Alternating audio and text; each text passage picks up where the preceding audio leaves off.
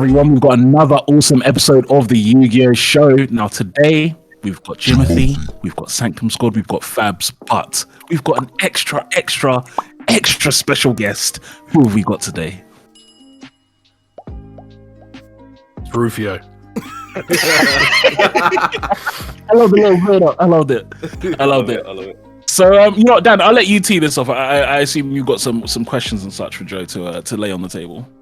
Yeah, of course, man. Welcome to the show. Thank you so much for coming on, taking the time out of your busy evening, especially on this evening of all evenings, which we'll get into later. But first of all, for anyone who may not be familiar with your content, just give us a bit of an introduction to that. Yeah, so, well, I'm Rufio. I've made a bit of a channel primarily off the backbone of I like locals, and I kind of wanted everyone to get a look into that. I played with a lot of funny guys who happen to also be very good players for the most part. And yeah, I kind of spiraled from there, and then I got a little bit addicted to making content, and here we are, 5 years later, give or take. And yeah, it's only really started to calm down in the last few months, but yeah, that's pretty much it. I make content, and mostly it's rubbish, mostly it's awful, mostly it's potty mouth, but we're here for a bit of fun, right? Yeah, of course, man. Of course. So one of the things, because I've been watching you since around 2020, I think, as in being a subscriber. And one of the things that really drew me to your videos was the consistent locals vlogs. It felt like it was a really good way to interact with your viewership, kind of build almost a little bit of a lore around your locals, because your locals managed through gaming, it's quite a competitive one, isn't it, from what I've gathered?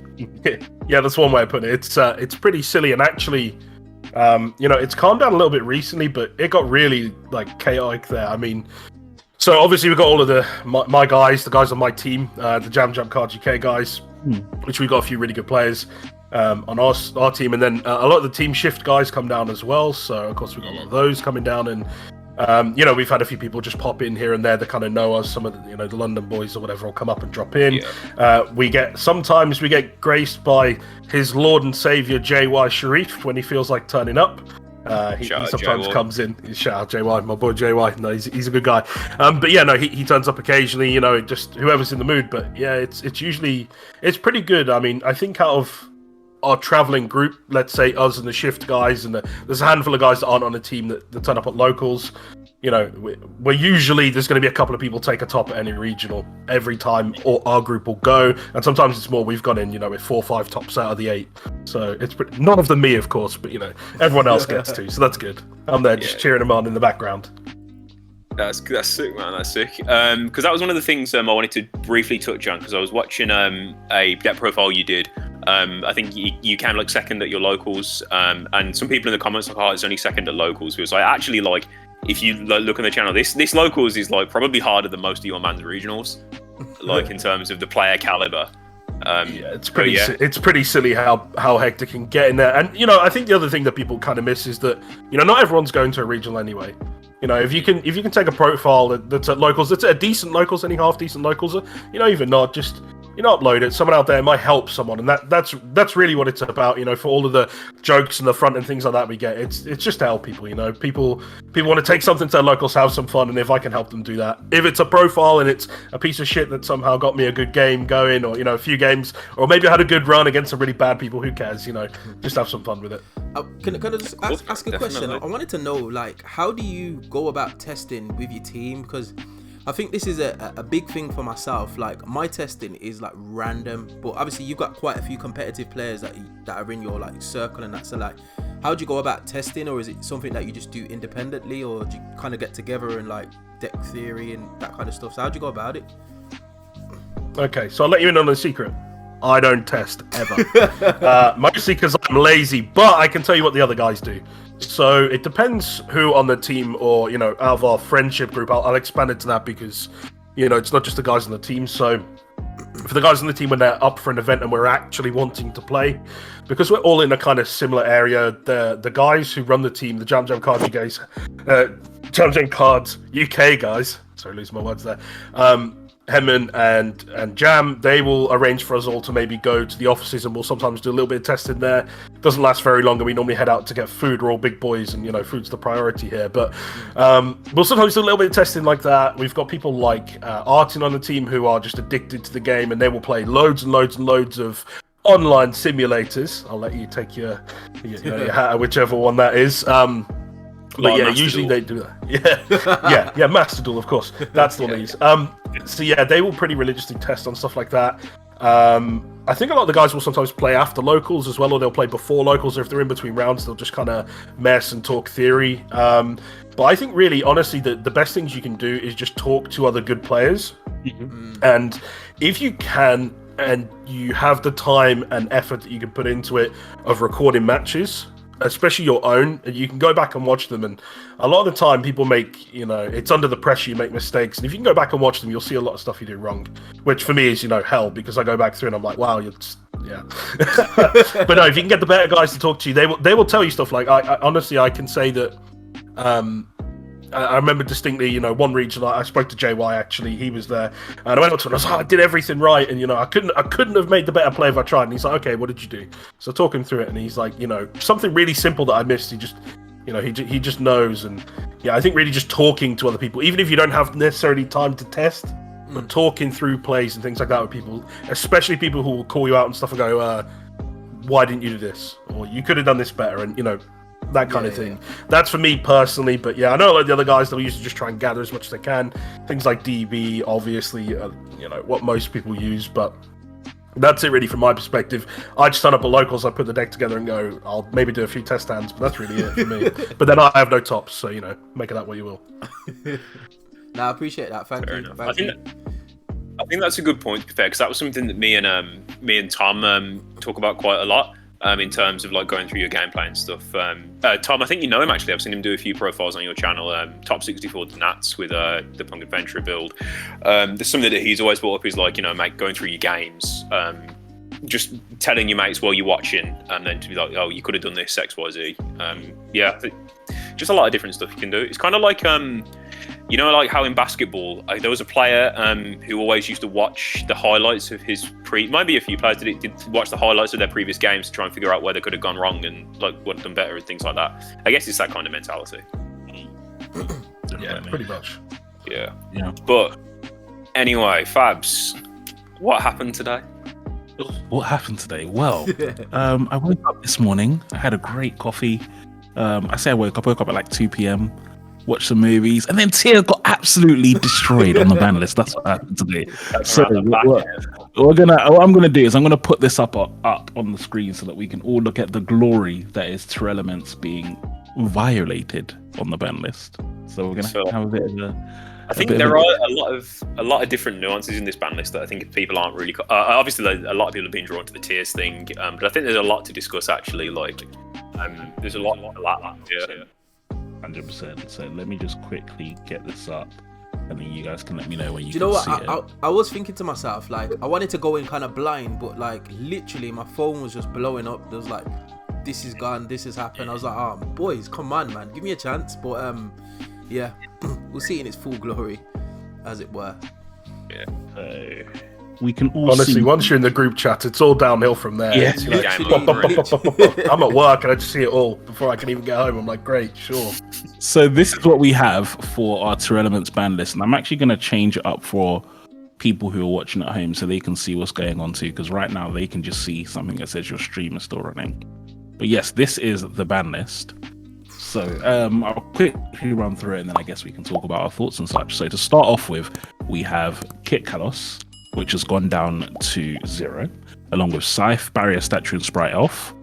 Then every tier name, apart from Rhino Heart, has gone down to 1. All of the Ishizu cards have gone down to 1, and AFD is getting errated. I'd be honest, I think it's just like, it's a once per turn or something now.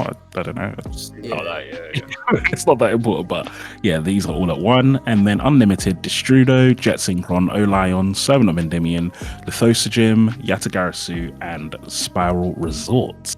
So, well, guys, look, I think before we go into the specific cards, let's just quickly have kind of a vote amongst everyone here. Who here is happy about this ban list?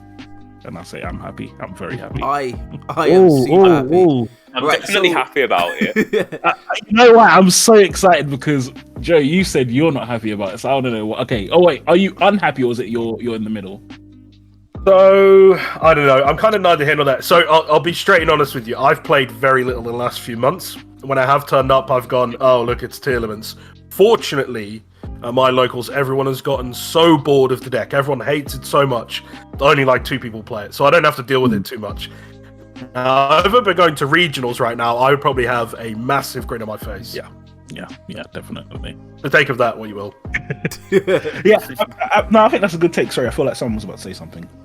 Yeah, I was just about to say, like, for me, somebody who typically always plays a roguish type deck, like, this is like, quote unquote, the best day of my life. Telling you. Mainly because I've like it's been a difficult uphill struggle trying to play any rogue strategy, and for me, like, I'm invested in new cards. I love seeing new strategies come out, and it's just been so difficult to try and implement any of them just because, like, I just can't play them basically. And just seeing this hit, just reducing the consistency, just allows me to just be able to play some of those decks, to play like I don't know, Plunder Patrol, to play like Draco Slayers and have it be effective. So definitely something that I'm excited for. Yeah, 100% agree. 100% agree. Dan, what are you thinking, bro?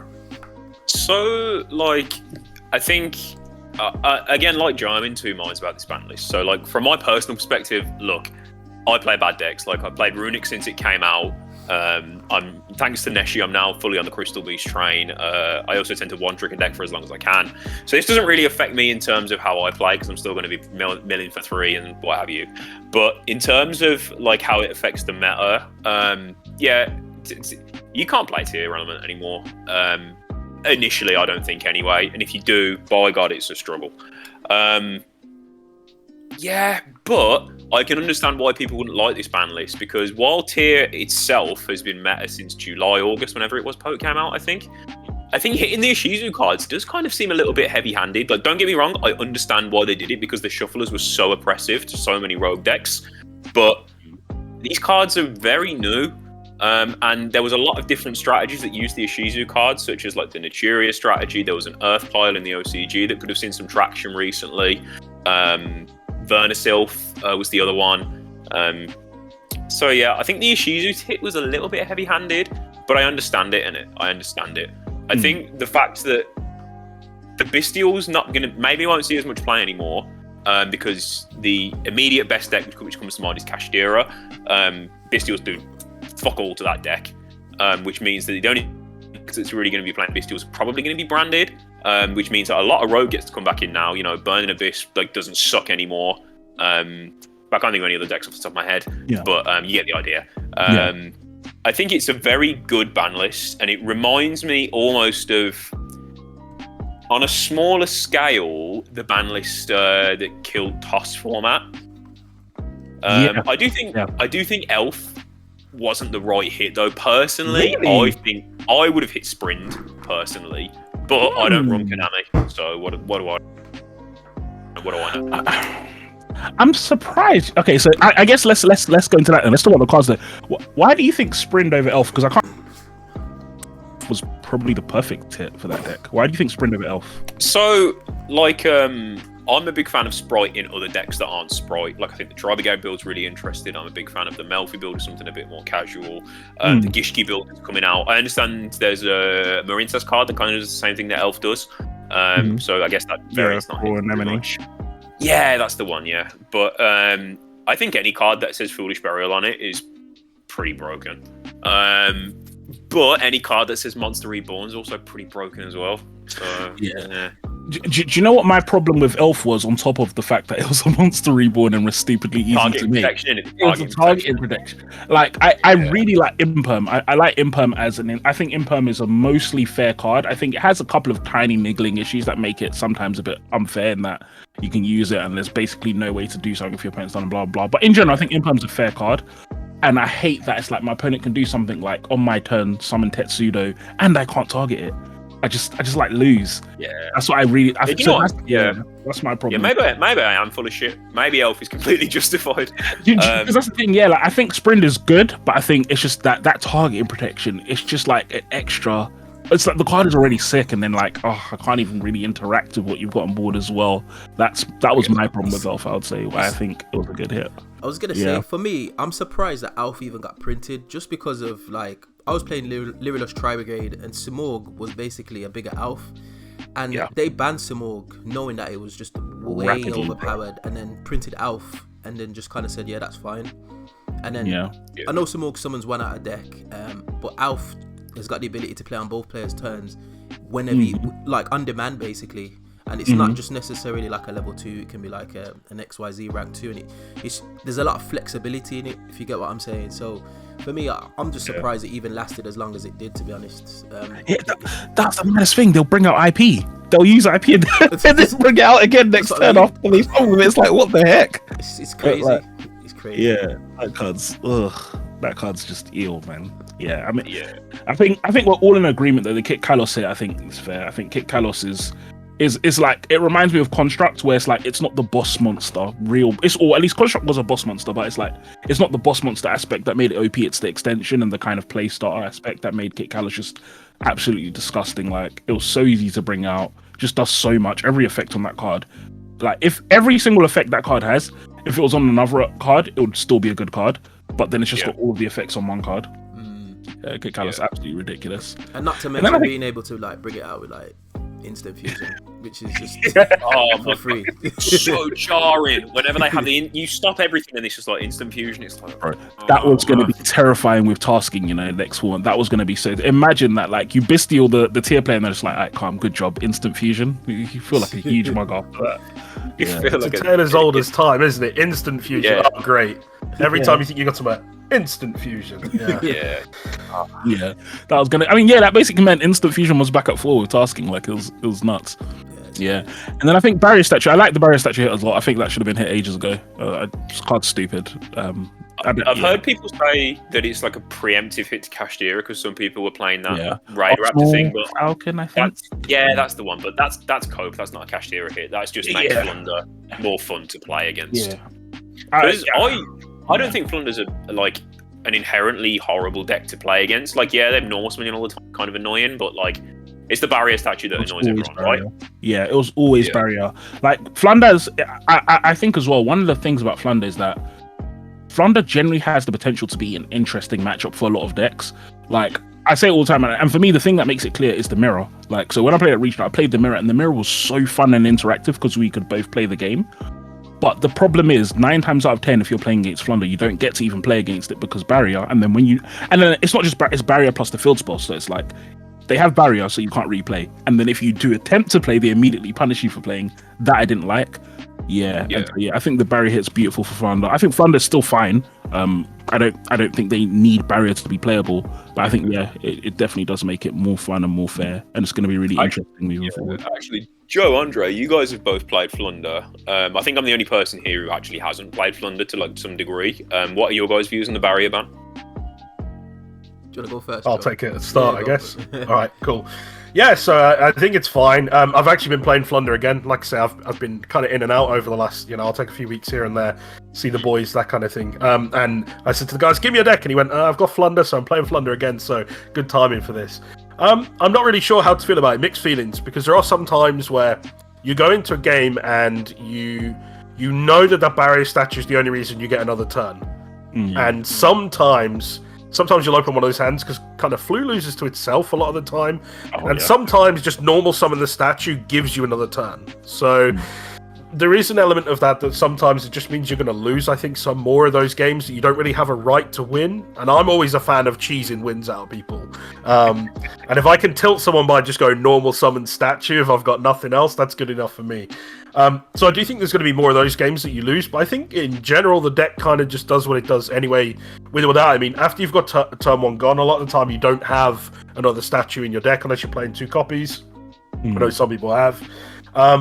But I think beyond that, you can still kind of just do everything else you would do. You still make Empen, you still make them not want to, normal summon anything. So it can still do all those other things. It's just you maybe don't get that extra cheesy edge, which actually might make people hate the deck less. But Yeah, definitely, I agree. I think for me, like, I was thinking about where's the deck going now. Like, obviously statue was its identity, and I know that it gave you another turn, but like it was a big part of why Thunder was so strong. And I started to think, where's it going to go? And to me, it seems like it's going to kind of pivot into a more Floodgate-y style type of deck, which it was anyway, but just like more so like with regards to like back row. And I was like, I don't know if I really wanted to go down that route with Flunder.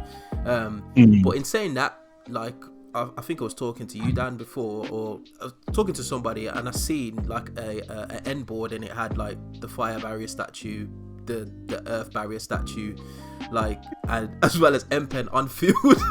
So I was just like, well, like, you still can get there anyway, if you know what I'm saying, and you can still buy yourself another turn. So for me, it's a good thing, because it's gonna give me an idea of where the deck can pivot to, and like what other things that you could play in the deck to kind of like facilitate what it's trying to do, if you get what I mean. But the statue is a big part of its identity, and it's kind of like gone. So I'm just like, I'm not sure.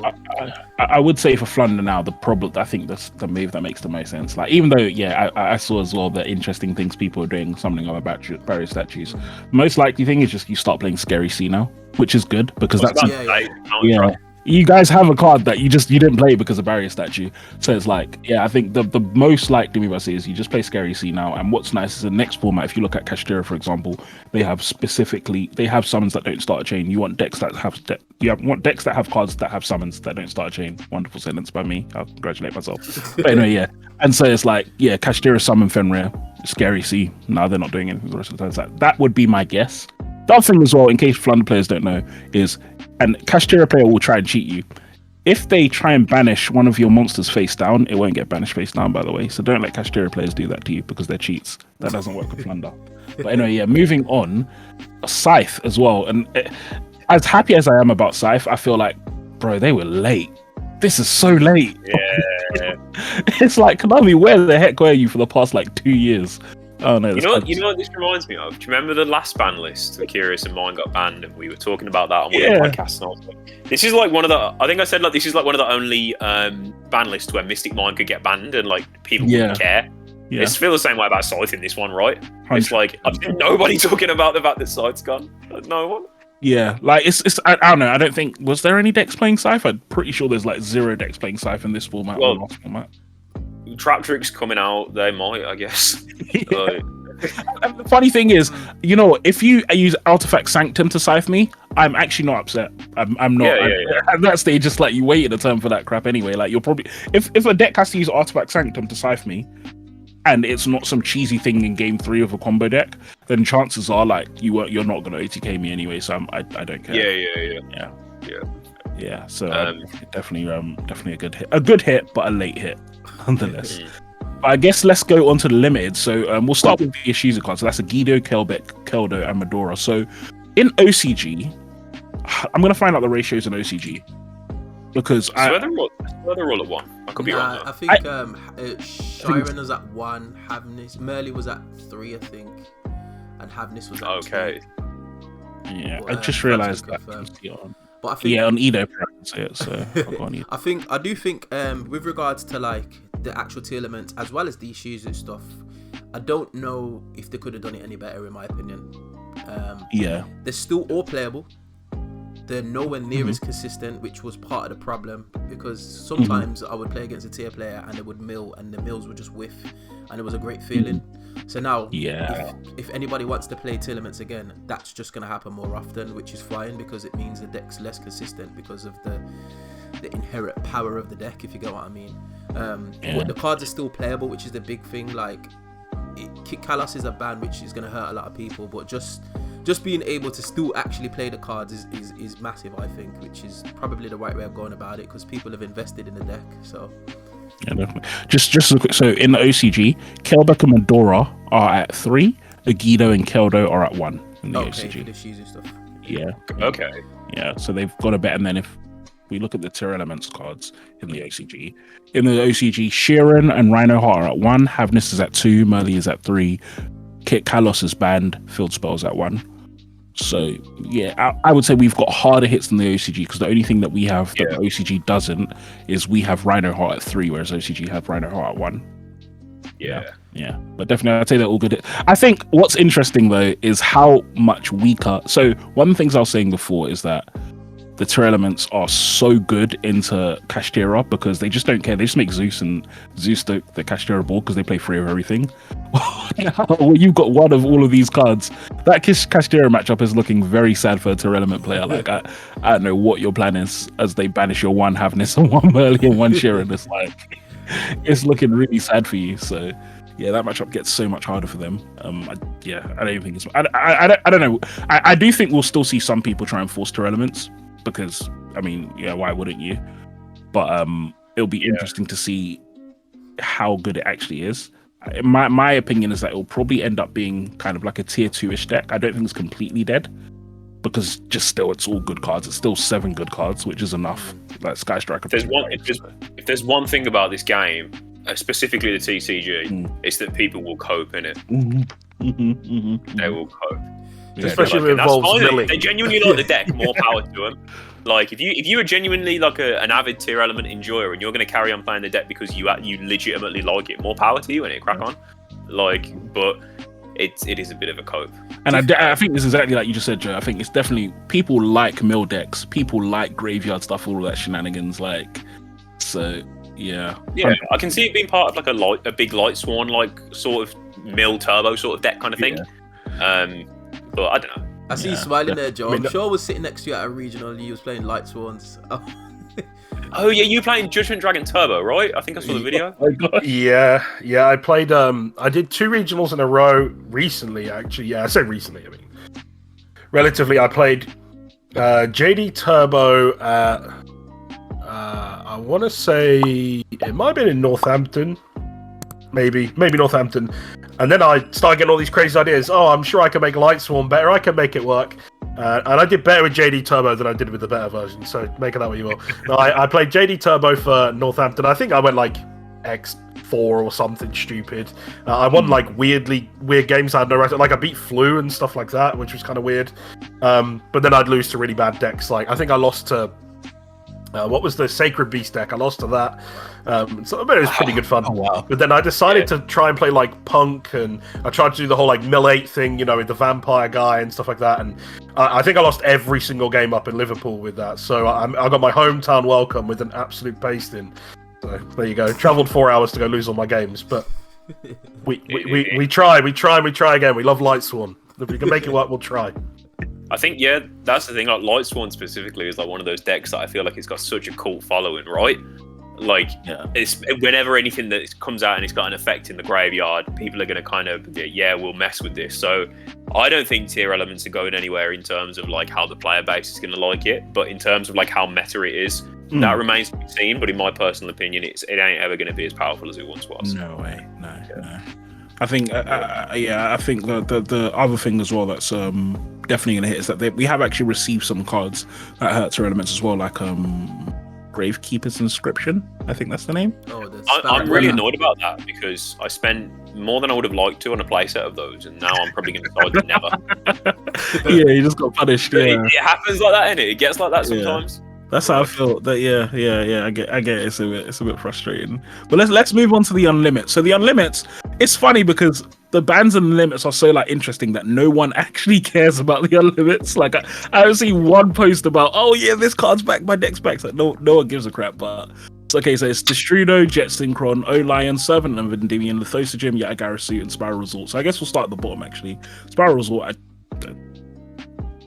they ain't got master plans, so I don't see what Spiral's doing with free Spiral Resort that they weren't doing before. So I think same with Yatagarasu as well. I don't think that changes.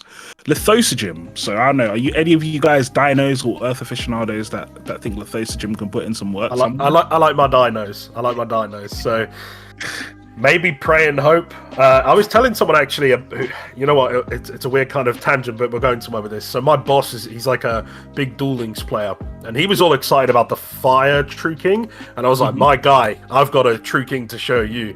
So I showed him, and he was like, that card's insane. And I started talking him through the combos again, and I'm like, wait, why is this card not played anymore again? I don't really understand. And, I don't know, something about dinos, but there's something about popping two babies that's kind of nice, going absolutely just in. And I mean, the card itself, if you read it, is just ridiculous. Like, it's just, it's an insane card. Yeah. So I think it's just one of those. I mean, obviously, we've got the new dino stuff that kind of has been, I mean, I've seen it doing rounds on Facebook. Maybe interested with that. I was about to say, I think maybe it was unlimited to kind of push that, but yeah, dinos are they're looking spicy, When's that stuff out there? Isn't that like in a year or something? I don't know what set it is. Far away. Yeah, it's coming. It's coming. But yeah, I think Lithosaurus is a broken card.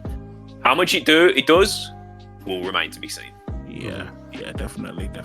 I think it's a weird one, just consistency wise. I know you can search it. Is it with diagram? Yeah, diagram. Yeah, which is that one.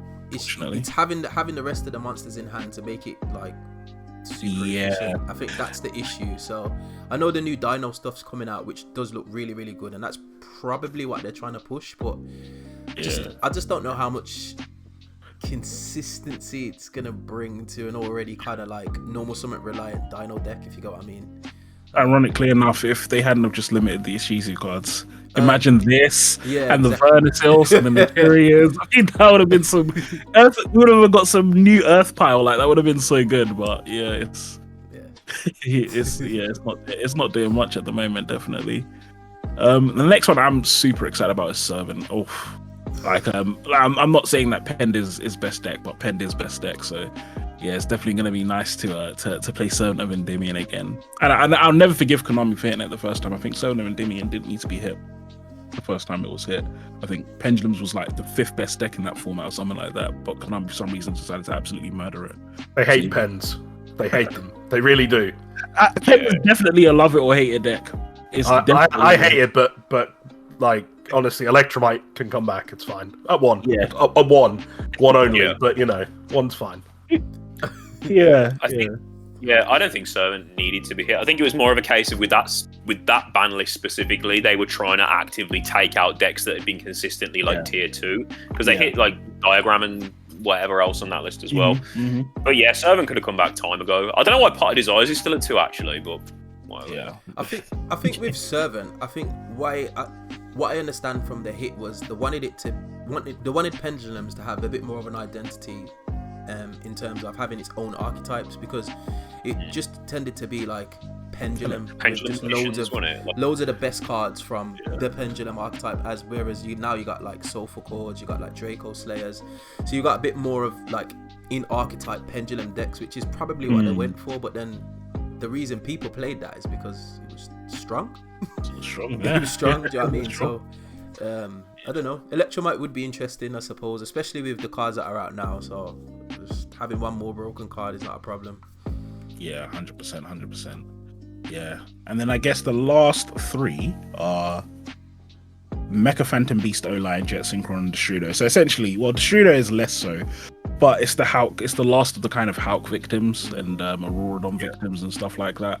I guess the back. I don't know. I don't think there's anything particularly special that we're doing with Jet or O-Line without Hulk. I don't know. Maybe you guys know Auroradon. Yeah, Jet. I think with 3 tune-in, people will experiment with that because it's a 1-card link too, right? That's good. True. Does Jet discard for cost or card effect? Pass. I think it's cost. Thinking maybe some tournament shenanigans. Yeah. I'll look it up now. Yeah, that's what I'm doing now as well. But O-Lion, like, nah, it's cost. Dead. Yeah. I don't know. I guess going back to the kind of like the Graveyard Turbo Light Swarm kind of decks, maybe there's something they can do there. I don't know. My brain's far too small to think about stuff like that. But yeah, it's fine. Destrudo is honestly the only unlimit here that I think, ooh, okay then. Yeah. I think Destrudo is a good one. I was just saying to Dan before the show that I think Sword Soul is gonna really love having 3 Destrudo, because basically means everything is Yazi now. Everything just looks like a Yazi. So I'm pretty sure Yazi doesn't require specifically worms, if I'm not mistaken. No, it's generic. And it's still searchable with Magnamut if Bestials do come back. So you know what? I didn't even think about that, but having it be searchable with Magnamut is quite disgusting. That was what I was doing at the regional we went to last. So I was playing Sword Soul Bestial, and you play the one Destrudo because you're like Destrudo. You have your body to make the Yazzie, and then bang, bang, bang. Wow, yeah. So definitely, I think I think Destrudo is a good card to have back in. I also like the fact that Destrudo halves your life points. I like when my opponent does stuff like that because it means game 3 is they Destrudo. I'm like, yeah, that's calm. Take your time. Yeah. Do your whole combo. Do your whole combo. As a bit of a side note, go on, Fabs. Oh wait, no, you go for it. I was gonna say, as a bit of a side note, is anybody a little bit surprised that like Magnum hasn't been touched? Yeah, I am. I'll let you go first. Yeah, go for it. So yeah, you were talking. Yeah, so I think it makes sense that Magnum wasn't touched when you consider the rest of the ban list, but I don't know. Again, we'll have to see how it goes. I think Branded is clearly an archetype that Konami have a lot of love for, and I think once that law's fully tied up, if Branded does become like one of the best decks, I think then we can kind of see if Konami will hit them from there, because they didn't hit August until the World Legacy stuff was wrapped up, and I wasn't playing during when all the dual terminal archetypes were a thing, but I imagine it was a similar kind of thing. So yeah, I guess we'll just see. But I guess if you want to play light and dark deck, the time is now, isn't it? Like, because people are going to side the Bestials. Well, actually, I don't know. Whatever. Play you on. We'll see less Bestials because the reason why I'm not surprised is while Magnuma is a very good card, I don't actually think it's ban worthy because it's very So like and it's the same reason why I don't think Shifter should be banned and stuff. I think a lot of these cards are very good or seem very oppressive because graveyard strategies are oppressive. And then when graveyard strategies aren't oppressive, they're actually terrible. They're quite myopic in that sense. And so that's why I wasn't surprised it wasn't hit, and I wasn't really expecting it to get hit. And then in addition to that, I don't even think I think people aren't going to play Bestials because people are already going to play Bestials less because of the new Thrust card. And then also because Kashtira is in the format, and then now obviously Tier getting slapped up. It's like, why are you even playing Bestials? Like, play DD Clone. Yeah. So I'll be real. The thing about Magnum that screams to me limited is the search in any dragon. Like, what the heck? In it, right? Like that's for me. Like, it would be if it wasn't end phase, I would be like, yeah, but it's end phase. That's the same as what's it? That Odd Eyes card. That Odd Eyes card. It's like Scam. Like it's a very good effect, but I like that. Essentially, it's saying you are getting advantage, but you're not doing anything with the advantage now, which I think is a fair way about it. And then again, searching 2 Bestials, it's like, I'm sure you've got Bestial. Good luck banishing something from my grave when I'm playing Kashtira. So yeah, I do think it's quite fair, and it's quite like I'm okay with Magnum not being hit, and I'll be shocked if it gets touched in the future. But yeah, sorry, carry on, mate. Going forward, obviously everyone's like, Kashtira is going to be the best deck.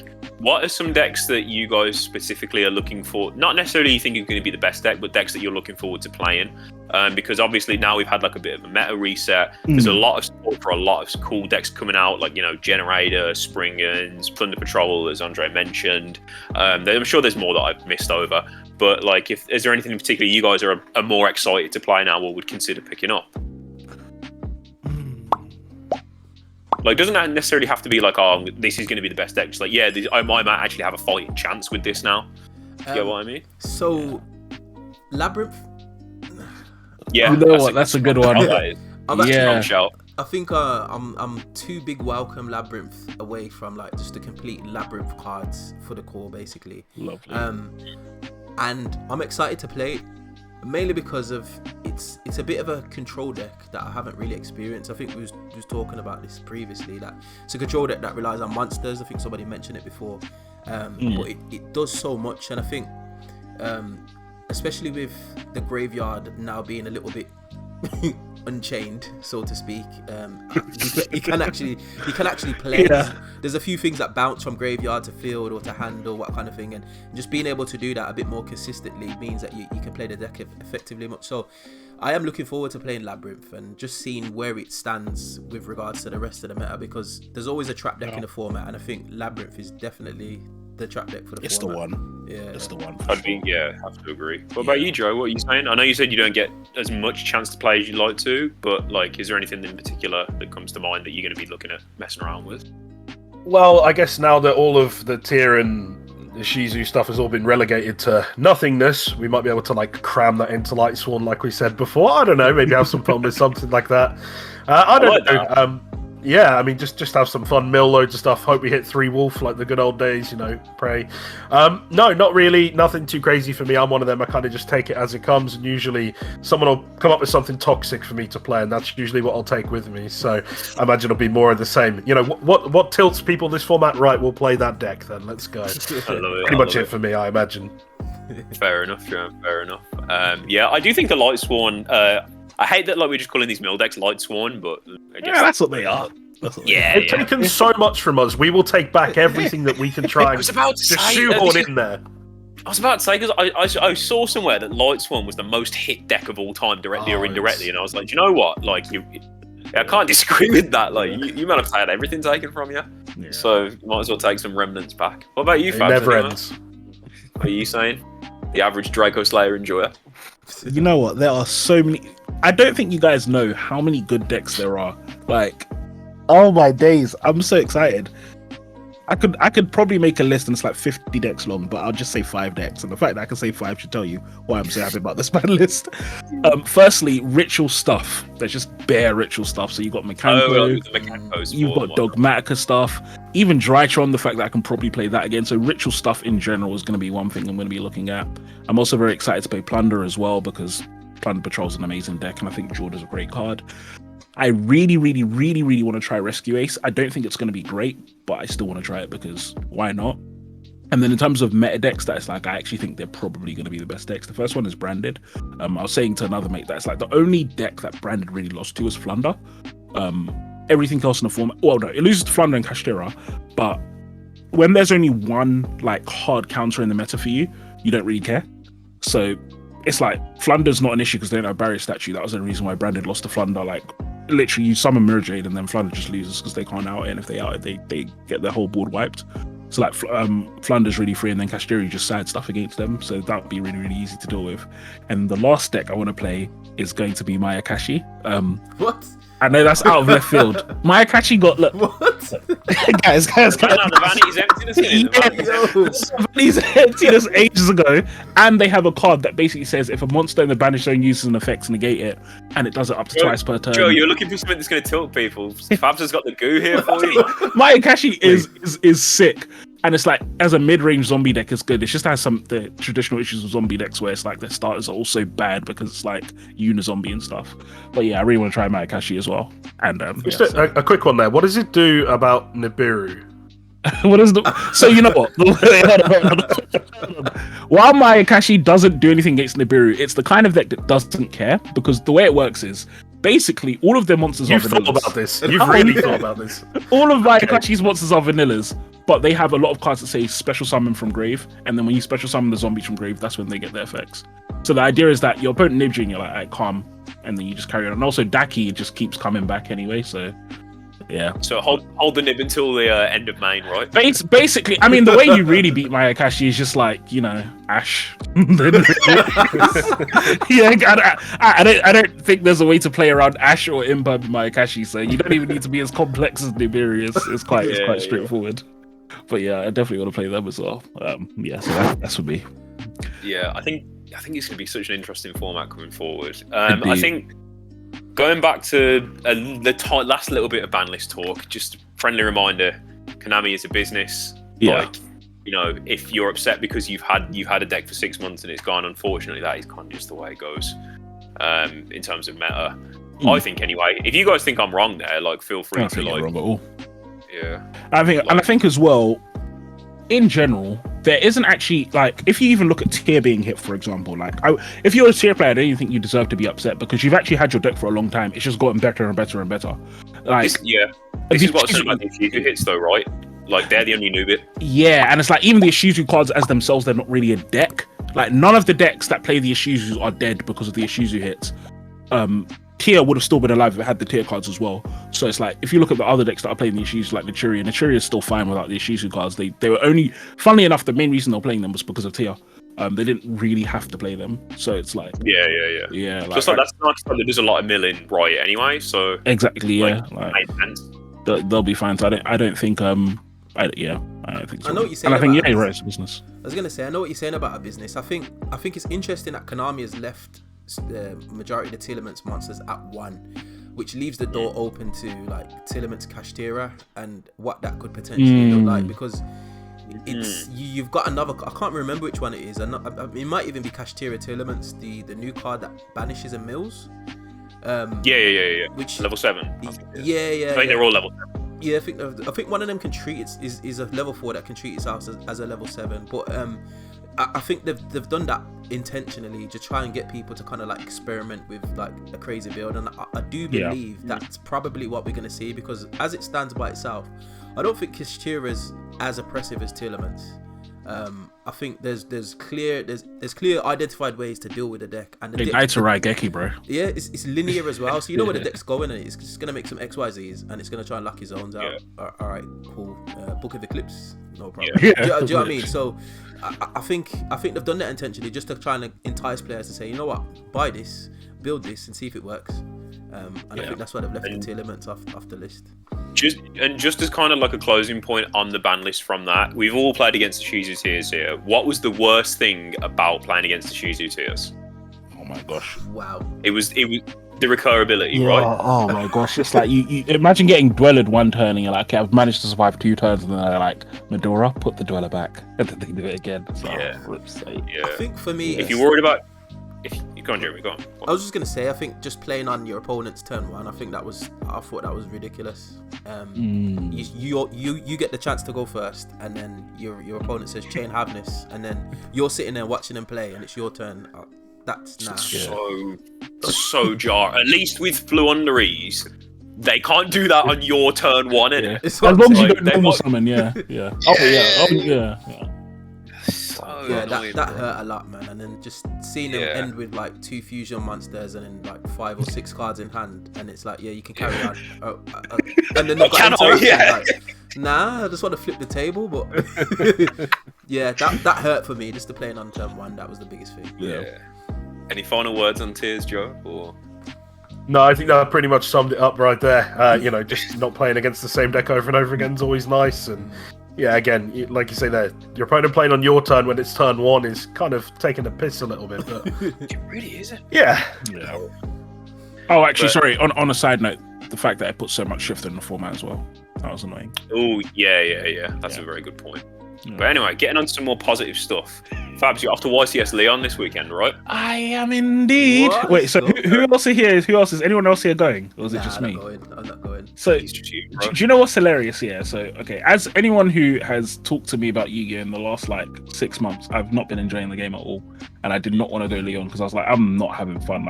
This game is trash. I don't play Yu-Gi-Oh! Right now. I play League, I play Elden Ring. These are the things that I do with my spare time, not Yu-Gi-Oh! But when I saw this ban list there, I was so happy. Now, even though Leon is not new ban list, I'm still so excited to go. I can't lie. I feel like it's going to be such a fun event.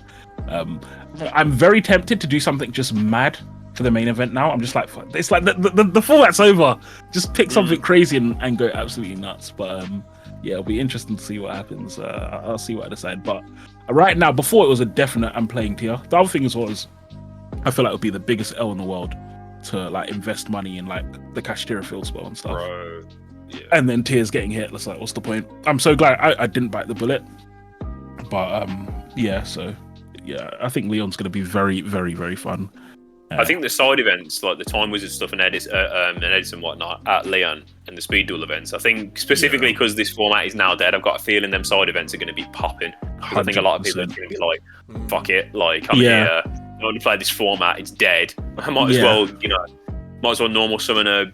I don't play Edison. I don't know what any of the normal summons are. But you get what I mean. This thing, I can see myself, for example, I was even saying before, funnily enough, that my plan was to just do side events and try and get a giant card or something. So it's I might go for that. It'll be really, really interesting to see what happens at Leon. I'm surprised though, because I would have thought Konami would have either tried to do this ban list early enough so that it was relevant for at least some of the YCSs, or kept it to completely after the YCS season. I feel like making it so that, for example, this YCS isn't under the ban list, but then Vegas is going to be under the ban list, is just a bit weird.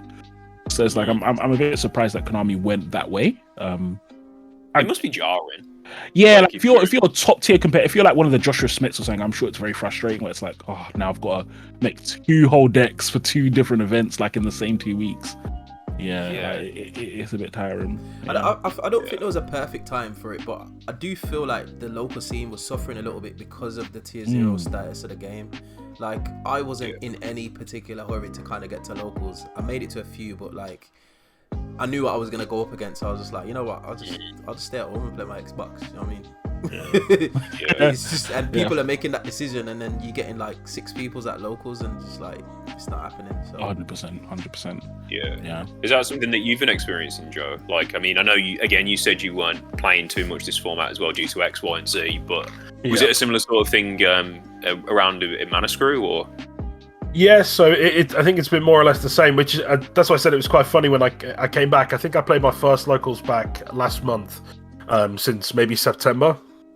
And I went in expecting to play loads and loads of tier, and as I said, I think everyone had kind of made the conscious decision of, we're just not fucking playing this deck because nobody's enjoying this. A couple of the guys in the room maybe were the guys who are still going to like regionals and just kind of want to keep the skill set sharp. But yeah, I think this is like one of the sad things about formats like this. There's no real good way to cut it, because when you get a format where there's a defined solve top deck, it really rewards skilled players because they know those decks inside out. They'll win those mirror matches. For people like me and people who just mostly go to locals, go to the occasional regionals or big events just for fun, it's kind of jarring because you're like, I can't play any of these bad decks. So I don't want to go toe to toe with you on skill. I don't have time and effort that I can put into that, and I think that does get reflected really, especially at locals level, because you'll probably find if you go to regionals, it's still just as competitive, if not, more people turning up for stuff like that. But at local levels, you suffer. And honestly, I think Konami makes more of people turning up at locals and buying casual-based product and that kind of thing. If I was to take a guess, I mean, that would make sense. So it's definitely, I think, hurt our locals. It's been a lot quieter, I would say. We're maybe getting, 15, 20 people, whereas before we maybe get 30 or something like that. So, and a good portion of those people that aren't turning up are the competitive players, weirdly enough. But it's because they turn up and there's not really anything to play against. They're just, they're going to play the same 3 people every week because they're the same ones who are going to win all their games. So, I think it's weirdly affected everyone, but yeah, definitely. Yeah, I think the format is kind of headed. Well, we'll see where the format goes, isn't it? So, in terms, I was going to say, Fabs, is it that time? It is that time. I have. So, in case you guys don't know, I do this section called section called "Am I the Arsehole?", where I read from "Am I the Arsehole?" on Reddit. One of the scenarios they have, and this one I think is quite funny. So, I don't know if funny is the right word, but I'm going to read it out for all of us. So, right. Am I the arsehole for refusing to go to my grandparents' house because there's nothing to do over there? Okay, so this is written from the perspective of a 16-year-old young man. I've been refusing to go over to my grandparents' house simply because there's nothing to do over there. Background: for my whole life, my parents were split up, and I would stay over my grandparents on school days and my other parents' house on the weekends. Until a few months ago, I decided I wanted to stay at my other parents' house on school days and my grandparents' house on the weekends, which means that I had to switch schools and bring all my stuff with me to my parents' house, which is like my console, my VR headset, and a PC. Now, lately, whenever my grandparents invite me over for a weekend, I decline because there's nothing to do over there. I should also mention it's winter and they don't want me going outside. I feel really bad, but I don't want to waste my weekend doing nothing or being on my phone. Is this kid an asshole or not? Yeah, this kid is a fucking asshole, man. Well, let's break it. Yeah, that's really good. I'll just say here, actually, I'm on this kid's side. I'm going to call it out. I'm on this kid's side. The grandparents are the arseholes. Let's break it down. Let's quickly go around and see where everyone is. So I'm in the middle, but more leaning on he's an arsehole, but I'm in the middle. What about you, Dan? So, like, the thing that's making me think this kid like is a bit of an arsehole is more time. This kid's going on about fucking, what has he got? A VR headset, an Xbox You're telling me this kid ain't got a handheld? Yeah, I guess not. Yeah. Like, surely if you're that hard up, like, it's just. In fairness, like, it must be annoying being 16 and going over your grandparents when you want to be doing other things that you want to do when you're 16. I do get that, but to bring it real and like, your grandparents, they're not going to be here forever, bro. Like, and again, I don't know what my man's relationship with them is, whatever. If he doesn't get on with them, then whatever. Like, do you? I'm just gonna put it out. Yeah. There. I think he's an arsehole, man. I'll be honest. VR headset and all, he's an arsehole. So I was saying, like, Andre, Joe, you guys are both fathers, so like maybe you can come at this with a bit more nuance than me, as like a person who has no children. So what are you saying then, Andre? So I'm not gonna go out there and put it on a limb, but I'm old-ish, kind of. I know I don't look it, but I'm at the stage where when I used to go to my grandparents' house, there was enough for me to do. It's just whether or not I wanted to invest my time into doing that. And I think elderly people, you can like get so much out of if you just change your perspective. If he's telling me about his VR headset and his PlayStation, his Xbox, you can see where his mind's at in it. It's not going to be on having a conversation. It's going to be like sitting in his room, communicating with his friends. He wants them V-Bucks, bro. He wants them V-Bucks. You know what I'm saying? But like, my grandparents taught me how to play drafts and like chess and that kind of stuff. And dominoes and all that. It's not something that I'd normally be doing, but like now I've got those skills, I can teach to my children. Do you know what I'm saying? So like, I'm playing chess with my children now, and I'm like, your nan taught me how to play this. Do you know, it's interesting, isn't it? Do you know what I mean? So for me, it's just a lack of imagination. Like I grew up in an era where we didn't have like internet that as it stands today. So I'm kind of an old school mindset in that respect. But he's an arsehole anyway. I'll tell you straight. If I see him, I headlock it. What are you thinking, Joe? What are you thinking? All right, so okay, maybe I was a little bit.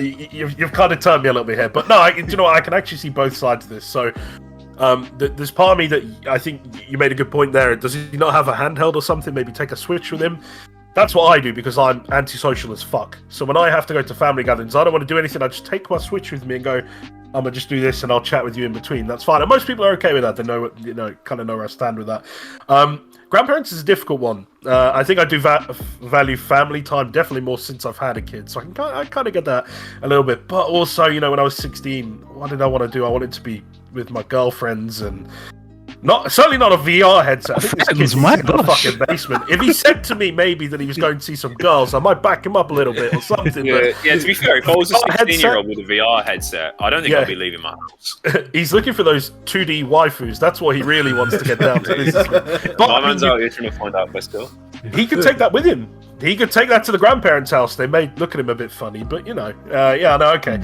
But there is also an element of I do value my free and spare time, and but that's probably more of me as an adult. So I think maybe he should just wait until he's an adult, and then he can have a fucking opinion. So go back to being a kid, do what you're told. So just to expand on my point a little bit before you, because I understand I've waffled on a bit. Like I used to go around my nan and granddad's a lot. Like when I was younger, when I was probably not too much younger than this kid, to be fair. When I was like 13, 14, and like it's cool to like Andre said, see that different way of life. You learn a lot of stuff from an older generation, and just because someone's old, it doesn't mean like you're boring as fuck. Like you're gonna tell me about the war. Like they can teach you how to play shit like dominoes and chess and like whatever else is interesting, and like teach. They want to interact with you. They want you to sound like their family that want to spend time with you. Cherish that, man. But Fabs, go off, King. Listen, I am leaning more on he's the arsehole, but I have a very understanding mind towards him, is the way I'd put it. I think I'm really immature. I don't know, you guys don't, but I think I'm really immature, and I think I find it really easy to see the perspective of people at that age. And so, on one hand, I understand the notion of it's his grandparents and all of that. So again, I do think he's the arsehole here. Before I've got on my tangent, I understand the notion of it's his grandparents and spend time, but when you're at that age, you need to understand it's like you're not. It's just hard for a 16-year-old to think long term. It's hard, and so I would never trust a 16-year-old to make the best decision for their life. And the sad reality of that was the first thing that I thought as well. I can't remember who said it, but it's like, they're gonna die soon. They're actually going to die soon, possibly in the next 5 to 10 years. Like I'm not trying to wish a bad thing on him, but it's the likelihood. And so it's like, as you don't go, it won't hurt until later on. It's not until like that's one of the things that happened to me so much, that so many things my parents said when I was young, I didn't listen to, and then it's like I got older and I was like, oh my gosh, why didn't I listen? To the extent where it's like literally, I say it all the time now, even now where I am in my life now, if my dad tells me to do something, I do it. I don't argue. Even if I know he's wrong, I will still do it sometimes, just for the virtue of the fact that chances are the logic that he used to arrive at his incorrect conclusion will be better than the logic I'm currently using. So chances are he's probably still right. So it's like, I'll still do it. And so because of that, it's like, even though he doesn't want to go, I would take it upon myself as his parent, for example, to say, I know you don't want to go, and I know you're going to squeeze your face while you're there, and I know you're upset, but I'm going to force you to go, because that's my responsibility as the parent, to be the bad person.